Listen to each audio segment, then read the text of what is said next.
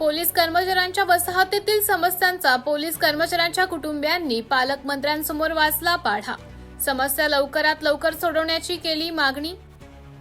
धुळे शहरातील पोलीस मुख्यालय परिसरात असलेल्या पोलीस वसाहतीत गेल्या अनेक वर्षापासून विविध समस्या मोठ्या प्रमाणावर पसरल्या आहेत। या ठिकाणी रस्त्यांची दुरवस्था झाली असून घाणेत साम्राज्य देखील मोठ्या प्रमाणावर पसरले आहे। तसेच पोलीस कर्मचाऱ्यांच्या घरांची देखील मोठ्या प्रमाणावर पडझड झाली असून यामुळे या ठिकाणी राहणाऱ्या पोलीस कर्मचाऱ्यांच्या कुटुंबियांना विविध समस्यांचा सामना करावा लागतो। या समस्यांबाबत आज प्रजासत्ताक दिनी पालकमंत्री जयकुमार रावल हे ध्वजारोहणासाठी आले असताना पोलीस कर्मचाऱ्यांच्या कुटुंबियांनी त्यांना घेराव घालत समस्यांचा पाढा वाचला। या समस्या तात्काळ सोडवण्याची मागणी पालकमंत्र्यांसमोर यावेळी पोलीस कर्मचाऱ्यांच्या कुटुंबियांनी केली।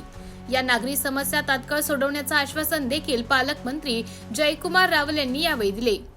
MTV न्यूज साठी जिल्हा प्रतिनिधी माहेश्वरी शिसोदे, धुळे।